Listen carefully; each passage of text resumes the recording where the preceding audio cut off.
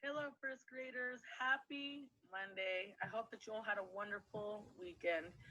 We have done so much writing the last 3 months. We have done opinion writing, poetry, and we're going to end this week with some narrative writing.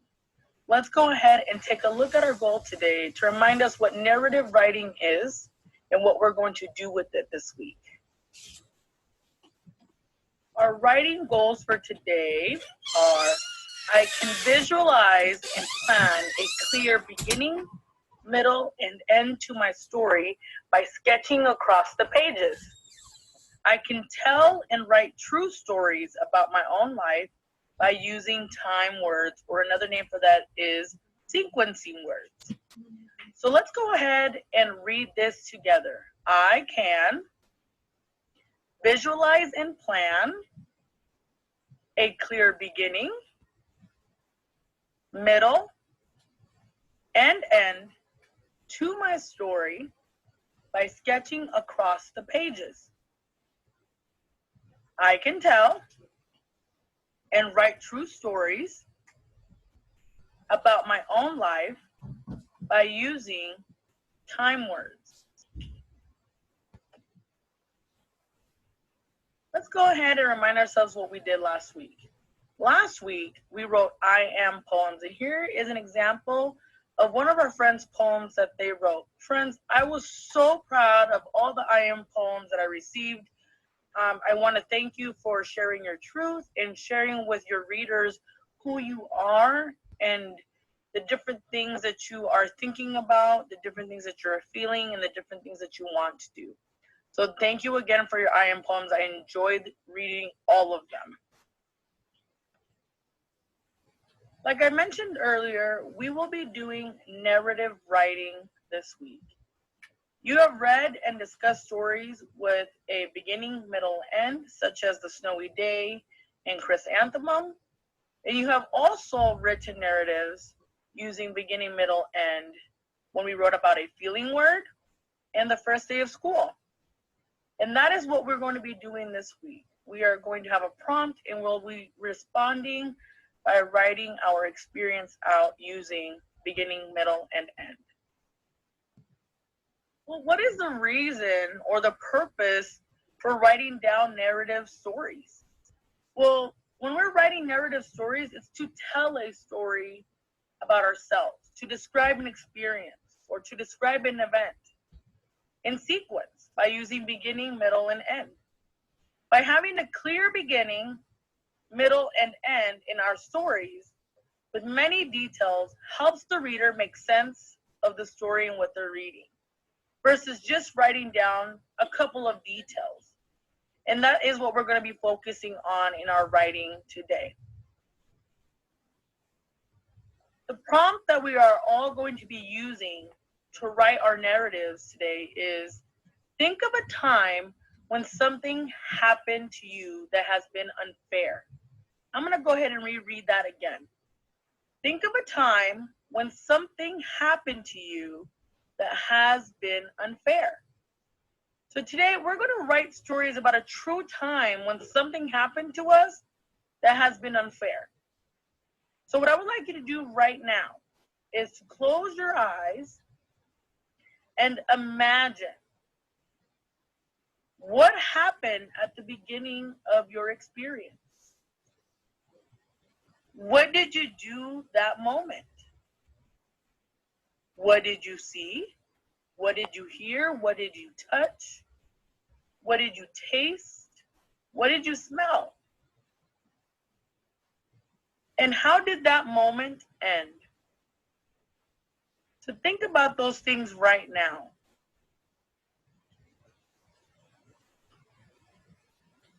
Please give me a silent thumb when you have thought of a time when something happened to you that has been unfair. This lets me know that you already thought about a time when this happened. Okay? And when we're ready, you can pause this video and share your experience with your pet, your stuffy, or your family member by using these sentence stems like in the beginning, in the middle, and then at the end. What happened? First graders, I'm so impressed. A lot of you use the sentence stems to share your story with your partner. By using these sentence stems, it helps your reader understand what happened at the beginning, in the middle, and at the end.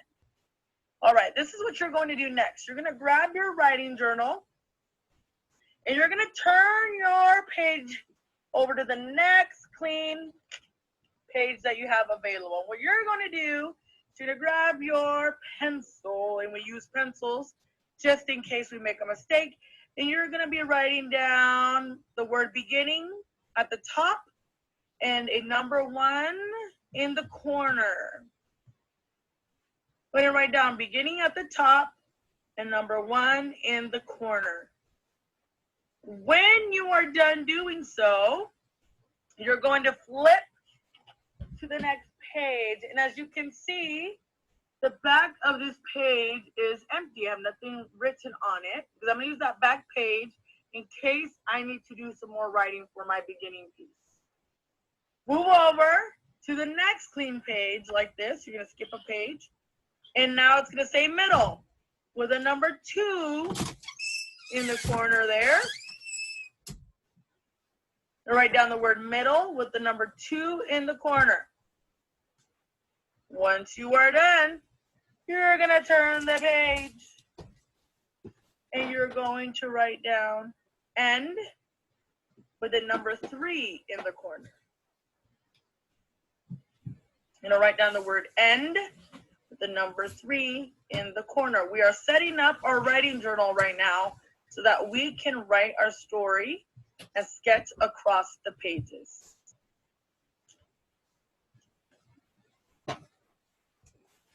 You have prepped your writing journal so that we are able to sketch across the pages.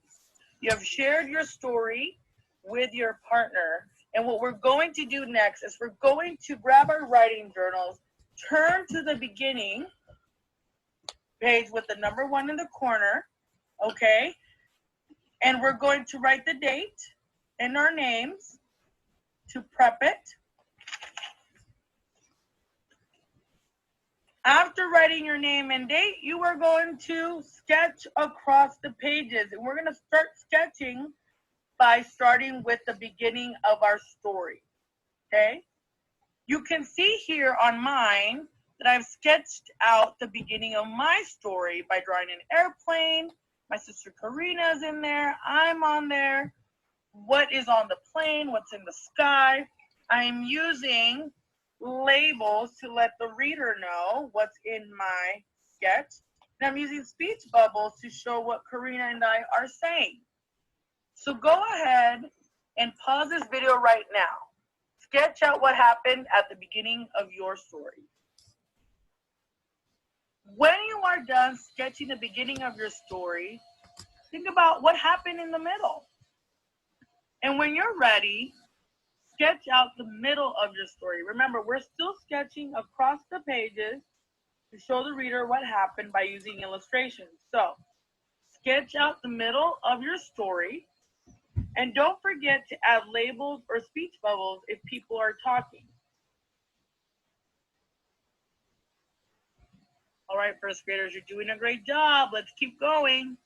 Now, you're going to think about what happened at the end of your story and sketch out that illustration on your page. Remember to include labels, speech bubbles if people are talking, or any thought bubbles as well.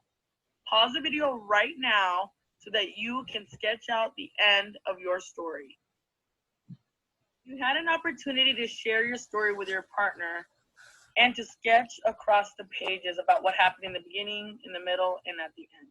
As you can see, I have sketched out what happened at the beginning of my story, about what happened in the middle of my story, and what happened at the end of my story. I'm going to go ahead and tell you this story, and I would just like you to listen with your eyes, your ears, and your hearts. Okay? This was a time when something happened to me that I felt was unfair. So last summer, my sister and I took a trip to Mexico for vacation. I remember that day, my dad took us to the airport around 9 o'clock in the morning. And my sister and I began to walk to our gate after checking in and going through security. As they called our names to board the plane, my sister had mentioned, oh, this is going to be a long flight. And I told my sister, this is only a 5-hour flight. Why are you complaining? But I did let her know that I was excited for the warm weather in Mexico, and she was excited too. Then we arrived in Mexico, and my sister and I stood in line to show our passports, because when you land in a country, you need to show your passport so that they know who's coming in and out. And the lady asked, what is the reason for your visit? And my sister and I responded with, well, we're just here for vacation time. The lady went ahead and stamped my sister's passport, and my sister was able to go. And so I was waiting for my stamp, but she kept asking me questions, almost making me feel uncomfortable about what I was doing there, if I had traveled before to this country. And I didn't understand why I could not go through with my sister, because she kept me for a while. And so I was a little confused, and she just kept looking at my passport over and over again, almost like if she didn't believe that was me. And so I felt angry because she asked questions about where I was born and what I was doing. And I was also angry because my sister went through so quickly. So it got me thinking, has she let my sister go because she was light-skinned and I was darker-skinned, and maybe she didn't believe that I was a citizen of the United States, or maybe I was lying about my information? But finally, she let me go through the gate, and she apologized for keeping me behind. And I didn't think that was fair, you know? And so my sister was waiting for me on the other side with our suitcases, and I thought to myself, and I told my sister as well, I hope that I never have to go through this again. It made me feel so uncomfortable, and I got angry. I didn't feel respected. And my sister said, I'm so sorry that you had to go through that, sister. But you know what? At the end of the day, we were able to move forward with leaving the airport and headed over to our hotel to enjoy the rest of our vacation. First graders, I would like to give you a compliment because you sat there so quietly listening to my story. Now we're going to get started with our writing, okay? And there are a couple of things that I need to think about before I begin to write. I need to think about what I need to include in my writing. Well, remember, our goal is to include sequencing words or time words today, okay? We also want to include how we felt throughout the story and details that we're giving so that readers can visualize what we are saying. So I have a mood meter up here to show you that we use different feelings all of the time throughout our day at school. And we use feelings in our stories to make them more interesting so that the reader knows exactly what we're going through. We're also looking for time words or sequencing words, right? Putting things in order. The order of events in a story. First this happened, next this happened, then this happened, and then finally. And I've included some clue words on here for the beginning, middle, and the end. We also use our 5-sense words to give out details in our story to, again, build visualization for the reader. And that is what I need to make sure that I include in my story today. We have discussed what we want to include in our writing today. As you can see, I have already written down my story for the beginning. And so I want you to go through this with me by looking at certain things that we've already discussed, okay? I want you to think about, are there any sequencing words, right? Time words that let us know when things are happening and in what order. I also want you to think about my feelings.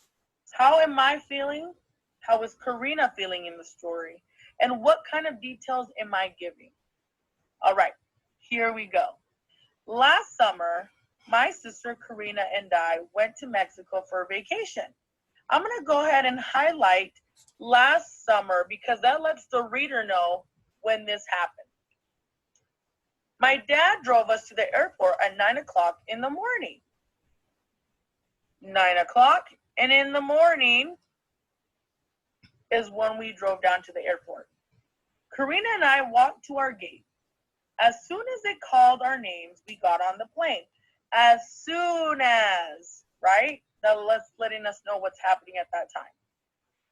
It's going to be a long flight, Karina said. It's only 5 hours.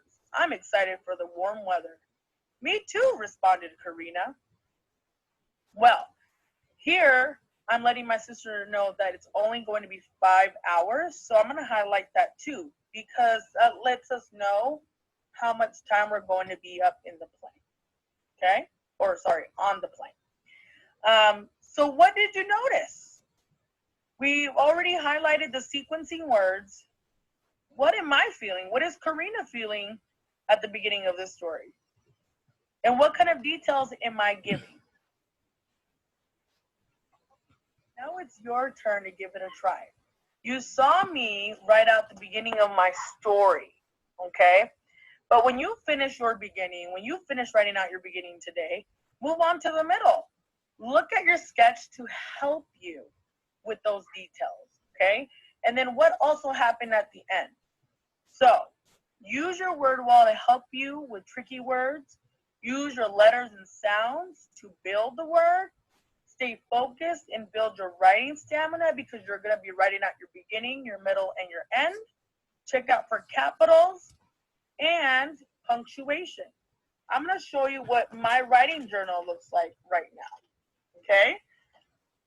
I used my words to explain my story at the beginning by using sequencing words and using my 5 sense words to talk about details, and I'm also using my feelings to show what I felt during those moments. As you can see, I did my middle already. And I wrote out the end of my story. Pause this video right now so that you can write out your beginning, your middle, and your end of your story. When you are all done, I want you to think about some things. Did you use time sequencing words in your writing today? Do you have a clear beginning to your story? Does it have details that will make it easy for your reader to visualize and understand? Go back and reread your story and check to see if you have these things in your story today.